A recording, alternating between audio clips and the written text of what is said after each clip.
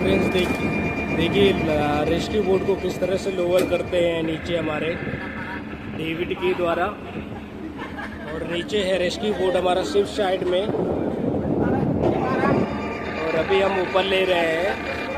जब कोई बंदा मैन ओवरबोर्ड हो जाता है तो रेस्क्यू बोट के द्वारा हम सी में जाते हैं और उसको वापस शिप पे लेके आते हैं, बचाते हैं मैन ओवरबोर्ड बंदे को रेस्क्यू बोट के द्वारा। बहुत ही फास्ट स्पीड होती है। हमारे शिप पे एक फ्री फॉल लाइफ बोट है, दूसरा ये रेस्क्यू बोट है।